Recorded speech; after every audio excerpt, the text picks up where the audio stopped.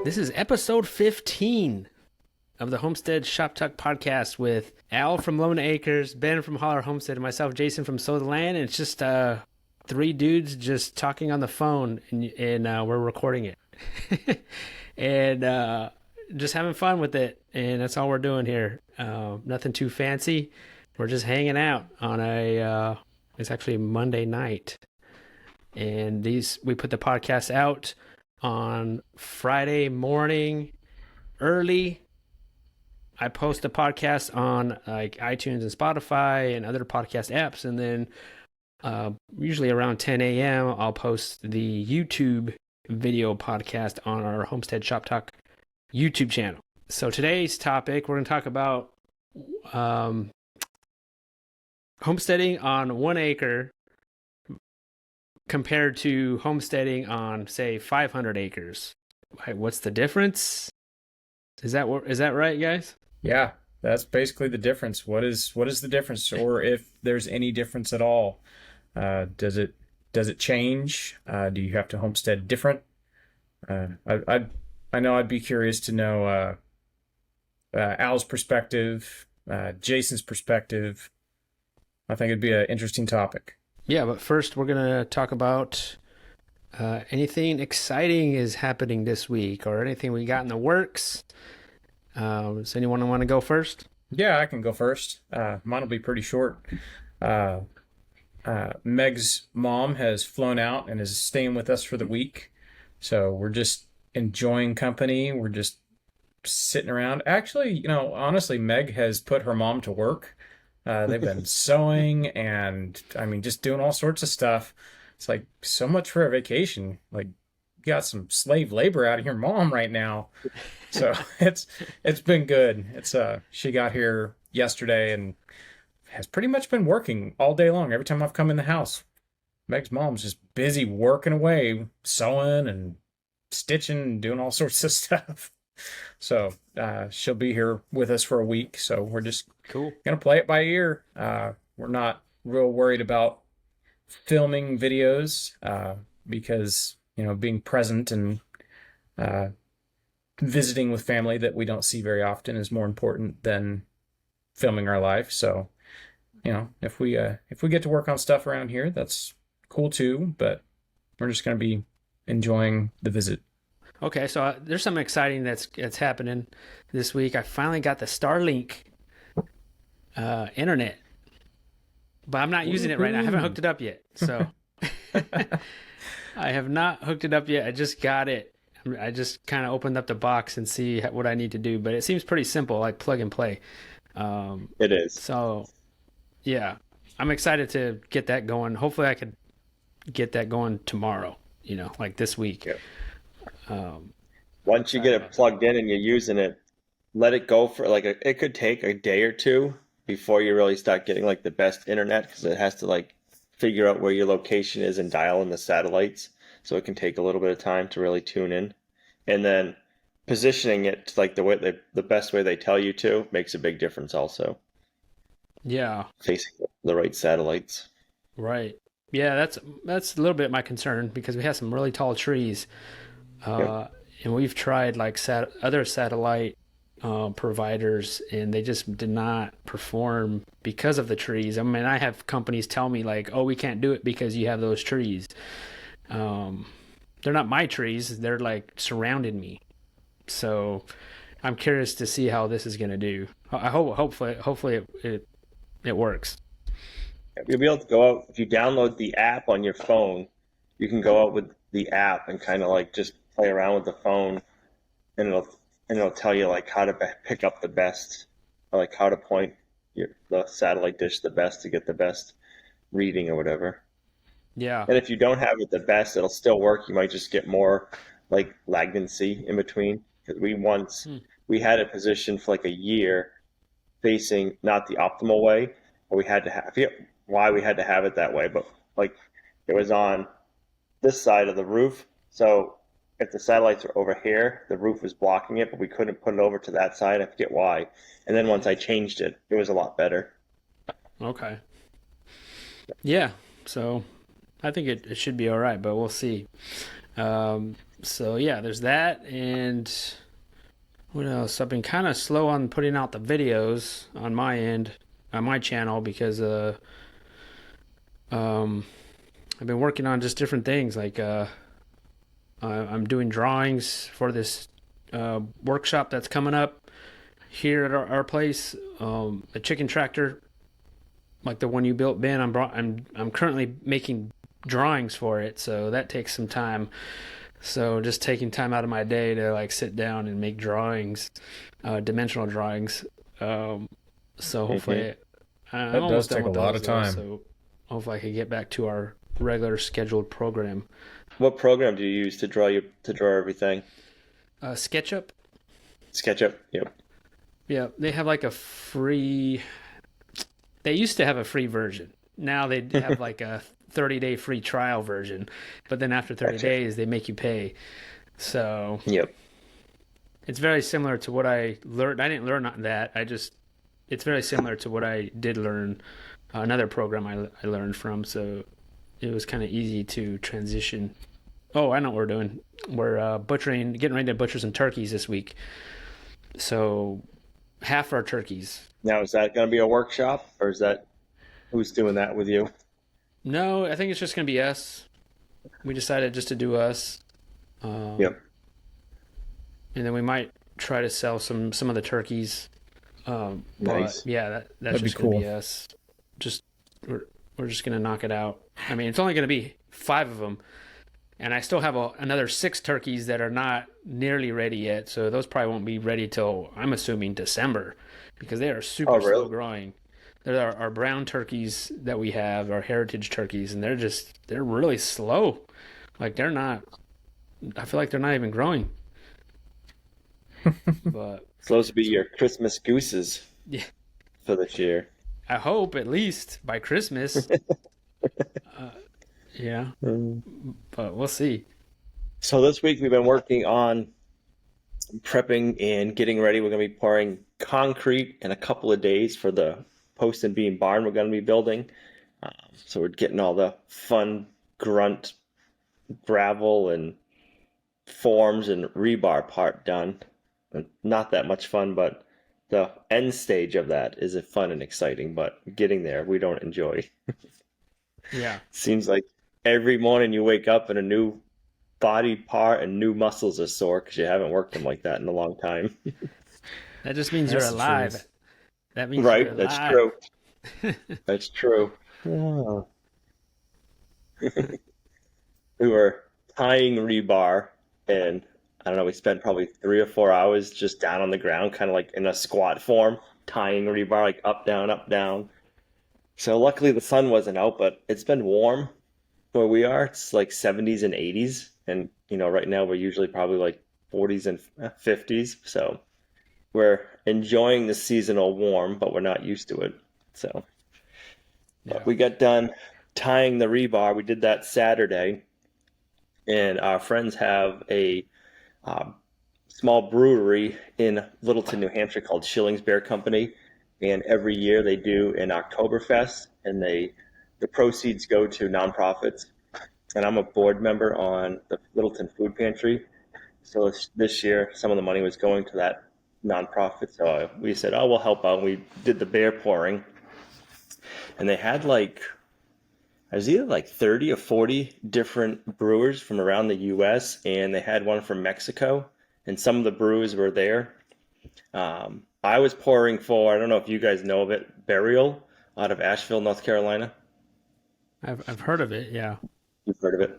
So had their beer. That's whose beer I was pouring, and Gina was pouring Fox Farm. They're from Connecticut, and the people from Fox Farm, was 2 brothers. They were up and we were talking to them. They do a lot of wild fermenting of their beer, so like just collect yeast from the air, and they ferment their beers. And they had I don't know. This was one of them was. I'm not a beer guy. Me and Gina, we don't really drink. We don't drink beer, so it was kind of interesting. Like everybody there knows beer, and they're sipping it and getting all the flavor notes and everything and really into it. And we're kind of like, okay, but Yeah.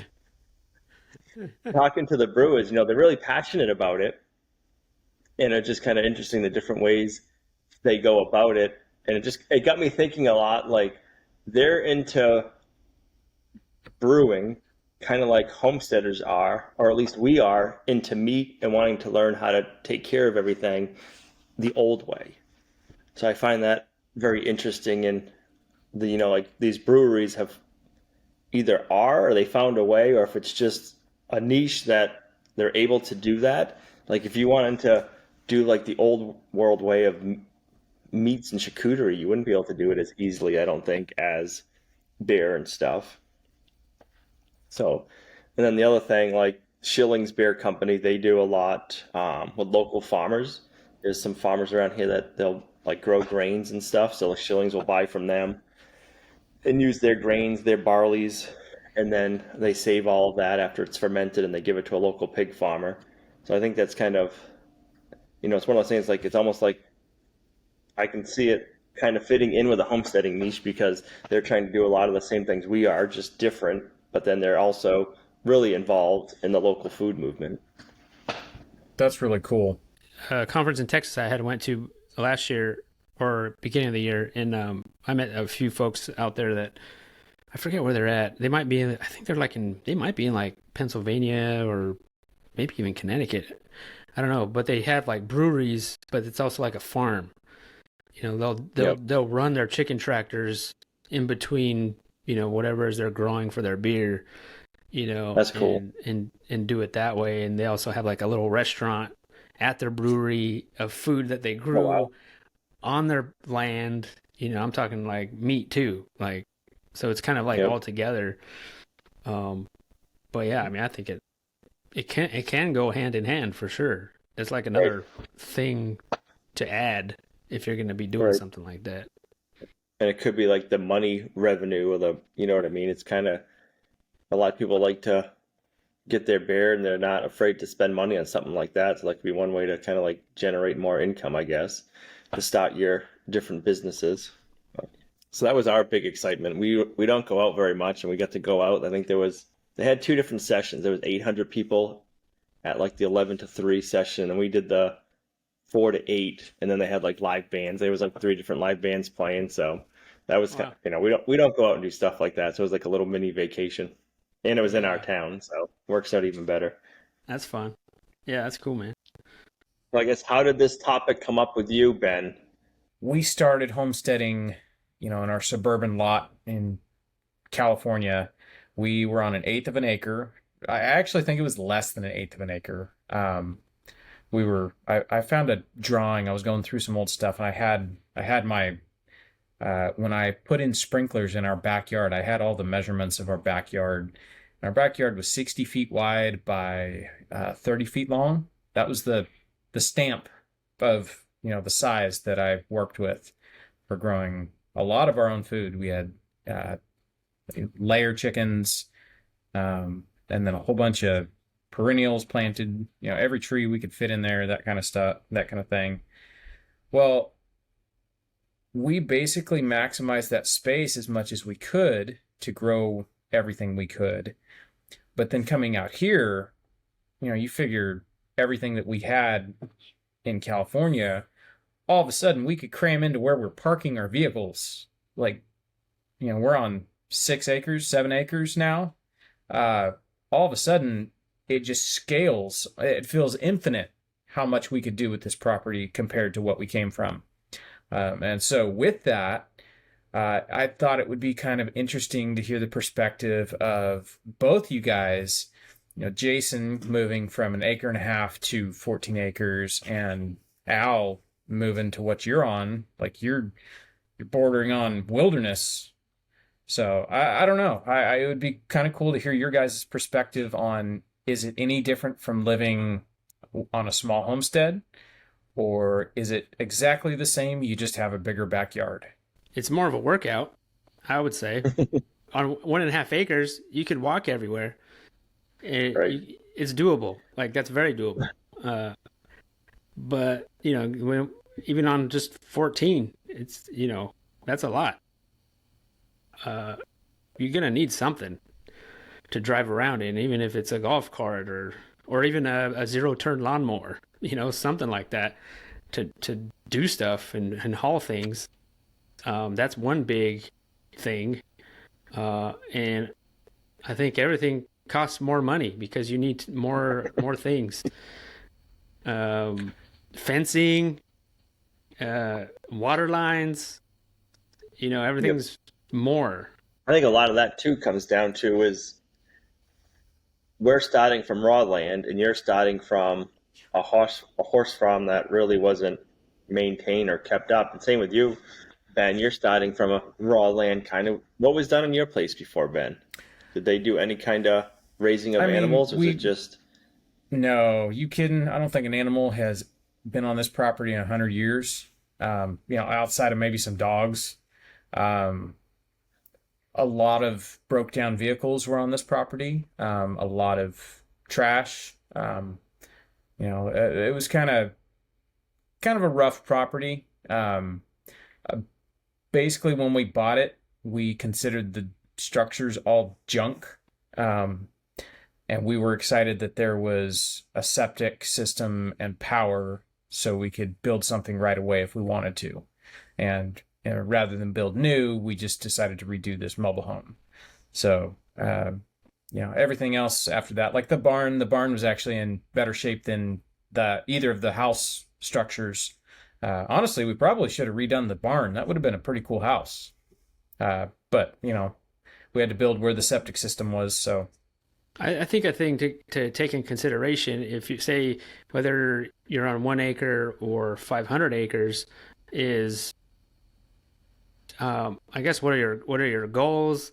You might have 500 acres, but still only use one, Right. or use two. You're not using the whole 500 acres necessarily.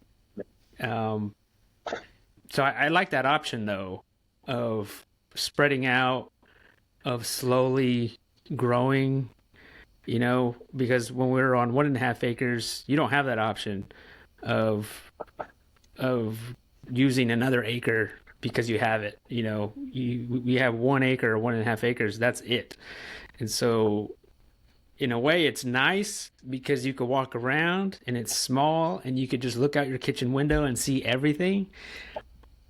But then after a certain point, you're like, man, I wish I had 1 more acre, so that way we could, have a couple pigs or do this or build something, But that's just my brain, like I imagine if I was more complacent, then we would have stayed at our 1.5 acres, and it would be highly efficient by now. Like it would be super efficient. Like there were so many things more we could done to it to make it a lot better and really make it work. But then I want to do different things. So that's something to take in consideration of what you want to do with your land.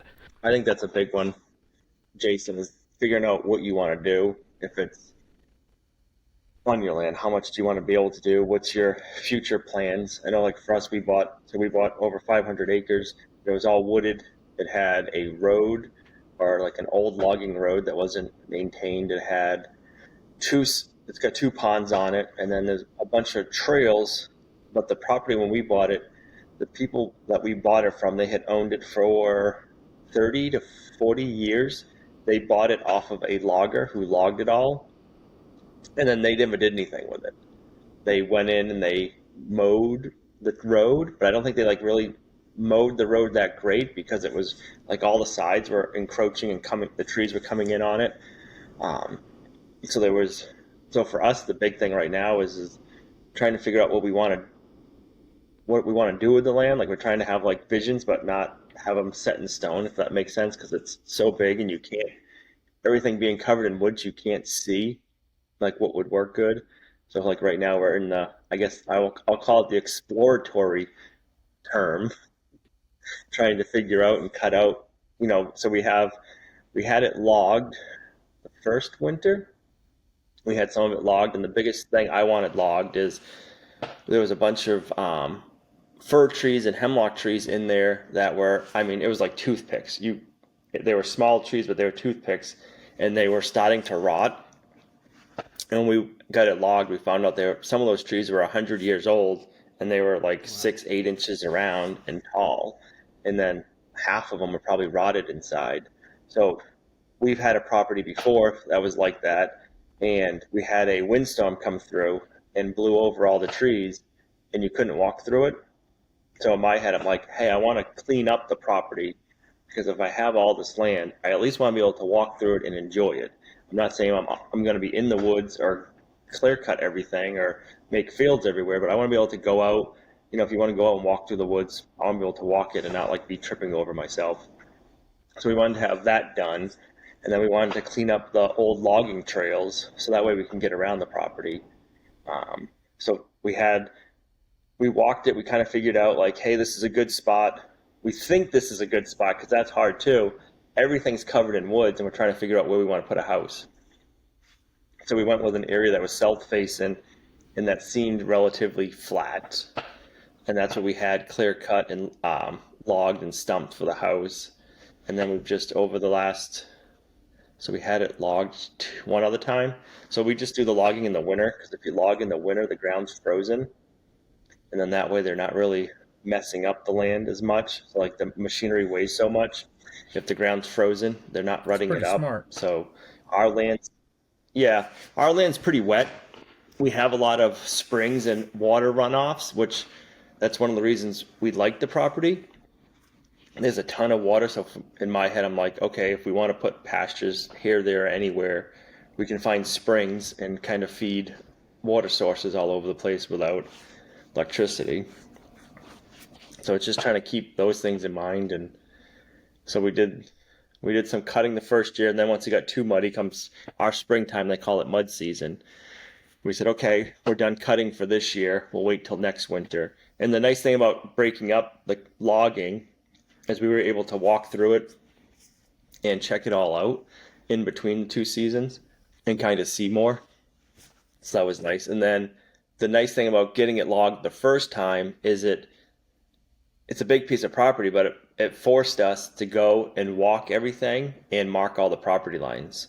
So we've been out and we've flagged all the property lines and found all the old pins and different stuff like that. So, but like you said, Jason, you're not using all of the land. It's nice to have it. And I think the bigger thing is like having a bigger picture or an idea of what you want to do, but let the land speak with you and tell you like, hey, yeah, that's a great idea, or no, that's not a good idea.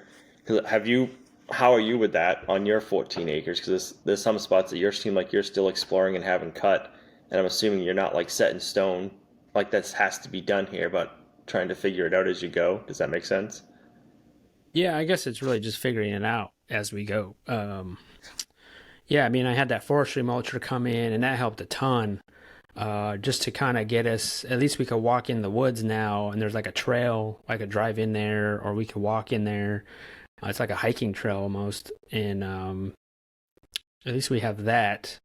And I mean, who knows? At this point, there's no plans to really use the woods except for maybe some pigs, but yeah, I mean, that's one of the reasons why we wanted the bigger property too, was to maybe build another house on there. Like if our daughter wanted to build something on there, Yep. She could, or, a small home or something, versus we realized that, a couple years after we moved to North Carolina with our 1.5 acres, because that wasn't even in our radar at first. We're like, it'd be cool to have, our daughter to build a house next to us, but I didn't even think of it at the time. Right. It wasn't until we started meeting other families out here that do that. Okay. They have like multifamilies living on their land. And then that was like, whoa, I didn't know you could. Well, I mean, I guess I heard of that. I've seen a movie before with that, but didn't actually see it in real life. And I thought that was pretty cool. I wanted to give that option to our daughter. If she wants to build a a small home on our place, she has that option. You know, if not, well then, that's up to her. But, I would love to have had that option growing up, you know? Right. Like that would be unbelievable to do. Whether I would have taken that option, I don't know. Comparing, I guess, yeah. I mean, I think it really comes down to how much space are you using. You might have a bunch of acres, but I guess over time you could grow into that. Or you could have a lot of acres just to not have neighbors. So Yeah. like for us, we wanted something bigger. I think we were looking. I was looking, or we were looking for like I would say between 40 and 100 acres. That's kind of what we were looking at, and we found the property that we bought. It had been on the market for 3 years. We paid under. I think a lot of people think we're millionaires because we have this big piece of property. Well, we paid under $500 an acre for it. Woo. So Wow. yeah. So and then you're able to log it, and then you can use that money. And what we did with that is we put that back into the land. So like we logged it, but it's like, okay, now we can do land improvements. But so that was the big reason why we purchased this property is we've always wanted a larger piece of property with bigger dreams and visions. We don't know how far we'll get, but land they're not making anymore. And it was to us, it was like, hey, this is a once in a lifetime opportunity. If we can do it, I think we should try because I don't know. I don't think being able to buy that big of a piece of property will ever have a chance to purchase something like that again. That's a So, once in and a then lifetime for sure. and then COVID hit. Like this was right before COVID. It had been on the market for 3 years, so it was priced like way before COVID pricing. So Yeah. we ended up finalizing everything during COVID or like during the beginning of COVID. So before anything went crazy, which was luck on our end. So now we're just trying to plan and have different visions of what we could do with the property. We have a lot of wood, so we can just let the woods grow and then you can log it. You can just, you can go in, you can cut firewood. We're redoing the trail system so we can have trails. We use it in the wintertime. We'll groom the trails. We can go snowshoeing, hiking. I don't know. I kind of feel like, too, on the same hand, we're losing more and more of that. Like just having a place to go that's like quiet and being able to get in the woods and just have like just peace, I guess. So I don't know. I'm kind of conflicted. Like, what do we do with the property? Like, do we want to have it all farm? Do we want to have some, just wooded area and just like nature stuff kind of thing? But I think time will tell what we do. And I think we're living in a weird time still. So it's kind of hard to come up with ideas of what you want to do with how expensive everything is. It's kind of slows you down a little bit. Like currently, like how many acres are you using right now? Right now, I would say we're probably using 10. We have like another 10 that we are working on that we want to build like a greenhouse and more of a garden area, probably like 2 acres we had cut, and then we had that stump this year. Um, and then there's probably like a 8 acre patch that we had cut, but we didn't have it stumped, but we had a perimeter trail put in. So that way we can fence it off. We got to figure out if we want to put goats in there to help eat down all the, because everything's been cut, so we have stumps, and now the popple trees are starting to regrow. And it's like 2 to 3 feet high popple trees. So it's like, okay, we want to put goats in there and have the goats eat the popple trees down. Do we want to get Highland cattle and put Highland cattle in there to do that, and then run pigs in there? Or like, I don't want to stump it. I want to use the animals somehow to reclaim it all and turn it into a pasture. And then there's an old hayfield, which doesn't look that great anymore because the beavers had gone in there and flooded it out. But back in the day, it was an old hayfield that they used to make hay out of. So we got to try to reclaim that at some point with animals. So it's a slower process, I guess, but it's enjoyable. And I think I would almost say with more land, you got to be able to have more of a longer vision, and you got to be more patient. Would you say that makes sense, guys? Like if Yeah, you have that one, makes perfect sense. I think it's a good thing. It kind of slows you down and makes you think and makes you kind of like have a larger vision because you're like you have so much, but you can only do so much at a time. What about as far as like growing food and like maybe raising animals? You think like having the larger property versus like 1 acre, you're raising animals differently, or is that you think that's the same? You just have a larger property to do it on. I think having the larger property is nicer for doing pasture raised and grass fed. You have, I'm thinking you guys must feel the same way. You can have more grass for a cow or your chickens and pigs and stuff like that. And then having, I would say, more woodland to run pigs in is going to be nice too. But like moving them around, like we're moving around animals like we did on our 1.5 acres. We're still doing that. Chickens, still moving those. Pigs, still moving those. But on your Um, 1.5 acres, you have done the beefy boys, you think? no. We wouldn't have been able to have a milk cow, I don't think, before with the way our other property was set up. And be able to rotate her and move her around like we want to. That's the part with the larger acres. We maybe, looking back, I mean, towards the end there, we had some good grass going. We're moving those chicken coops for 6 years, so we got some good grass, and I would say maybe we could have raised maybe like 2 sheep. Yep. You know, moved them around, because we're on all grass, and I think we probably could have done that.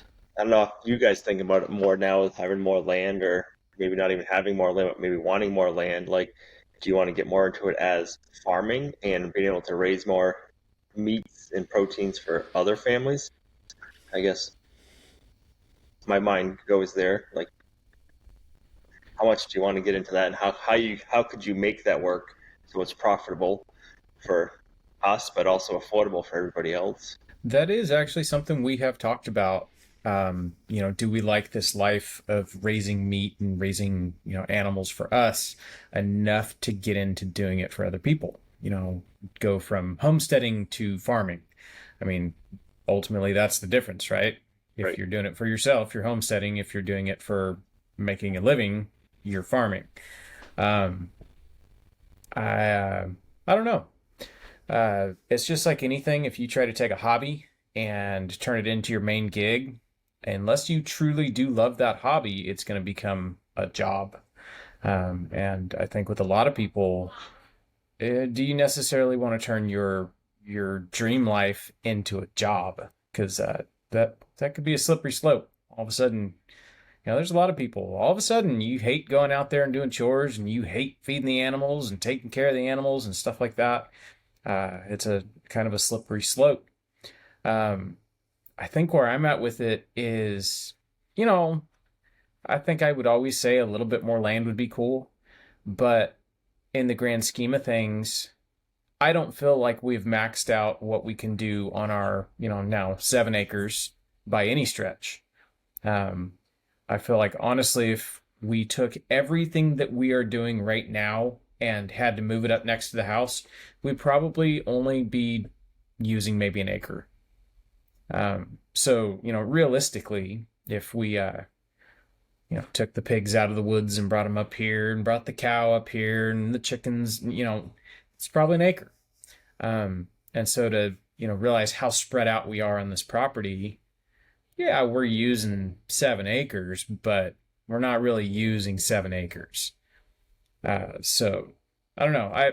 I guess that's where the initial question, is it different on 1 acre or 500 acres, came from, is I think in the grand scheme of things, if you have the room to spread out, you will, but you don't necessarily have to if you don't want to. Well, I think the management thing is important. You have to be a better manager on the 1 acre because you got to be more efficient. You got to be like, almost like more structured. because you only have 1 acre and you don't want to be running, pigs and their poop all over again, or the chickens, like if you're going to be moving animals. So I think in a way, on smaller acreage, it probably makes you a better manager because you don't have room to spread out. I guess that comes down to, I would say, almost your goals. Because like for us, we have larger. So say we're using 15 acres right now, or we're trying to get 15 acres into better production. So we're trying to manage that so it's better or growing better. And I would say you're probably like in the same place, or all of us I think are. We're trying to better the land so it'll grow more. So I think that's one of the struggles with purchasing land nowadays. Like land's not meant for farming. It's, you know what I mean? Like people aren't farming on their land. I actually talked to somebody I used to know, and he bought a house back in Mass, and Massachusetts has some really good farmland, and he bought it off an old farmer. He built a house on it, and he was complaining because they had ran cows there for like 40 to 50 years. His grass grew, and he had to mow his grass, and he had like 2 or 3 feet of like this really rich topsoil. I'm like, I wanted to be like, do you hear yourself? Like, that's like what most homesteaders dream of. And this guy's, Yeah. it turned into a housing development for these people. And they're like, oh, we have flies everywhere. Our grass grows way too good, and it's like, that's what I think most of us dream of. And that's what we're trying to get our land at, which sometimes is a struggle. Yeah. Yeah, that's sad. That is really sad. It is. It's just growing houses. It's not in lawns. They're not. I'm sure there's lots and lots of houses on it that are that way. And I'm sure that a lot of the area where I grew up in is that way now. I think the management thing, I think we're all trying to do it to get our land more productive so we can have better and more food on it, I guess. That's our goal anyways. Yeah. I think for us. I think what's funny is. Go ahead. Go ahead. Go ahead, Ben. Sorry. I think what's funny, driving around, just say our neighborhood, for example, there's maybe one neighbor within a mile that has a garden, and it's like 1 out of 20, and houses aren't right close together around here, and seeing that, like, this has all been farmland for a very, very long time, and it's just sad to see that nobody's utilizing any of this farmland.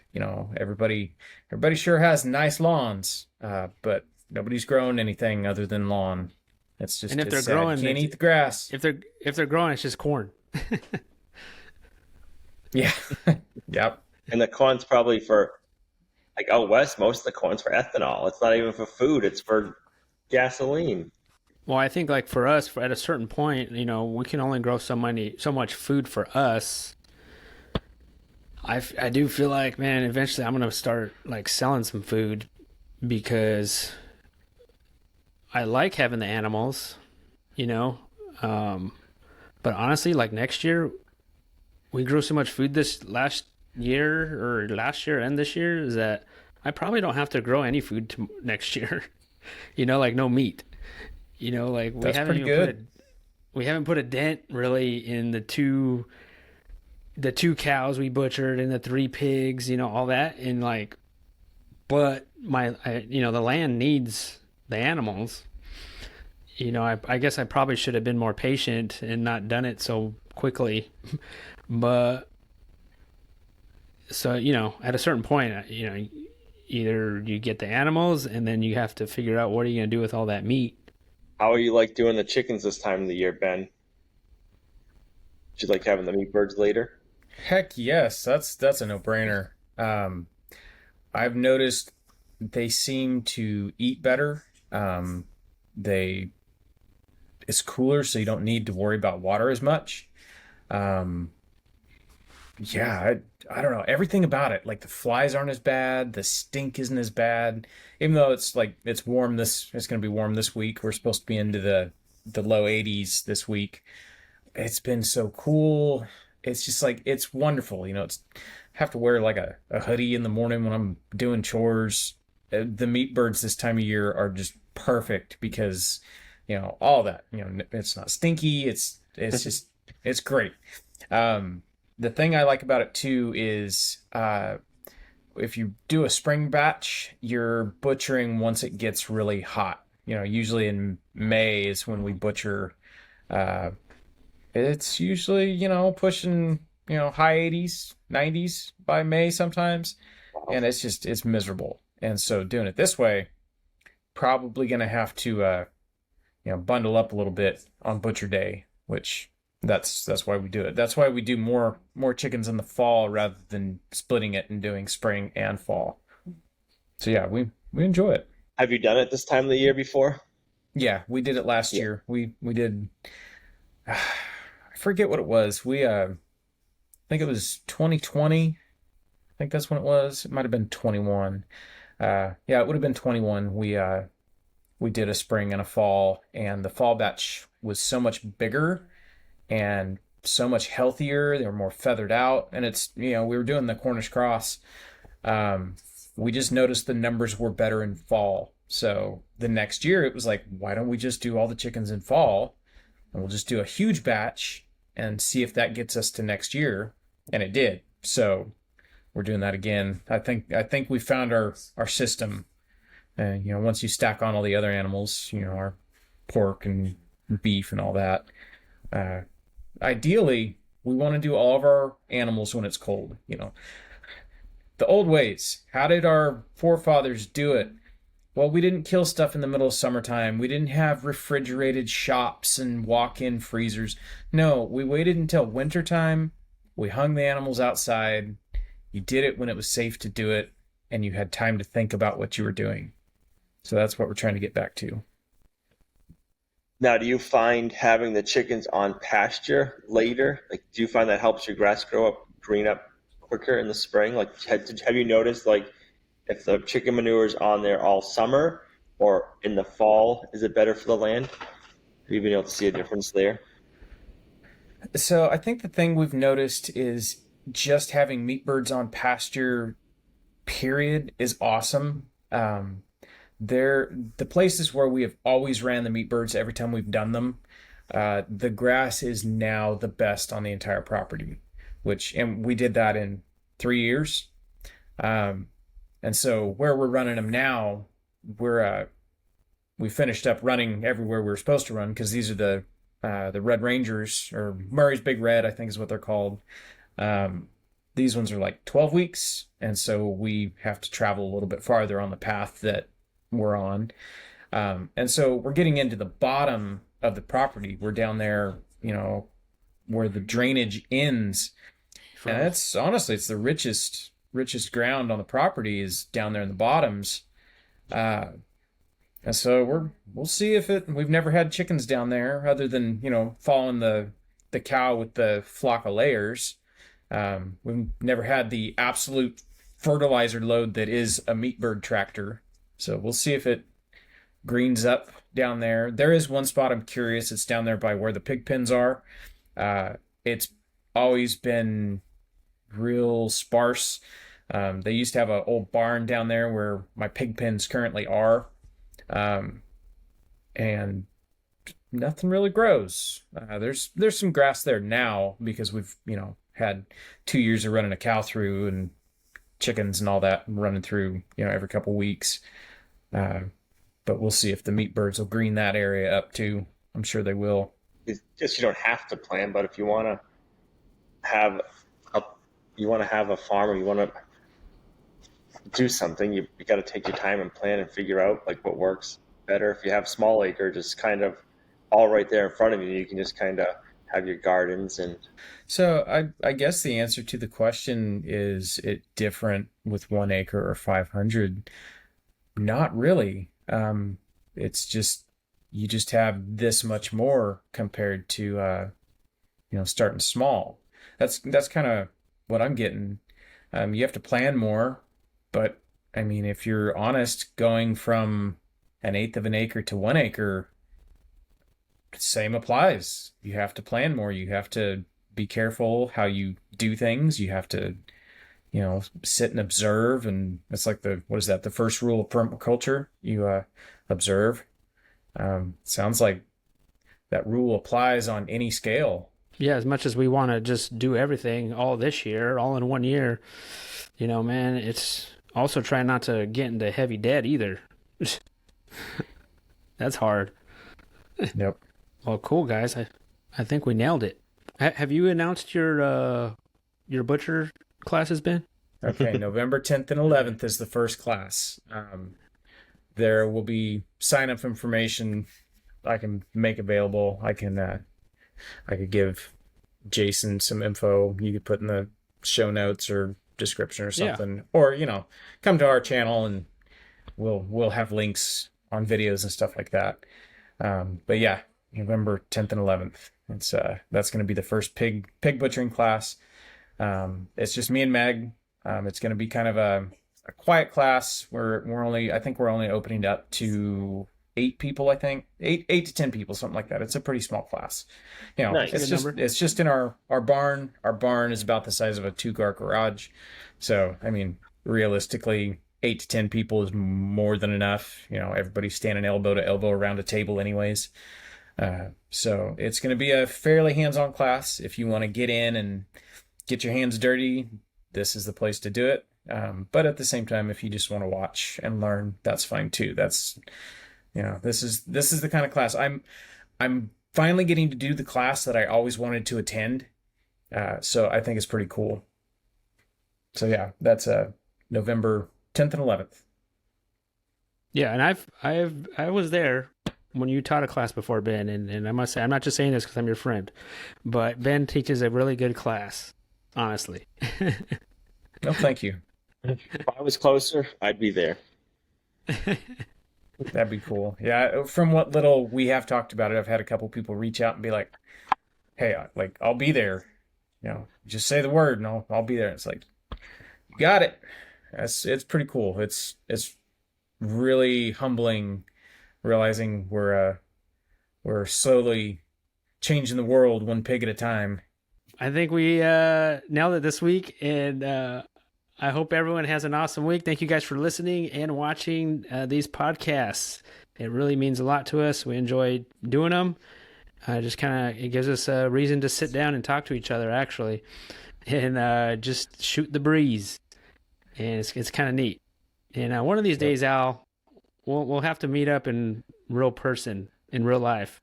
I hope we get to do that at some point. I think that'd be cool to do a live podcast with just, in person. Yep, definitely. That would be cool. But thank you guys for listening and watching, and I hope everyone has an awesome week. We'll see ya. Bye. Bye. See you guys.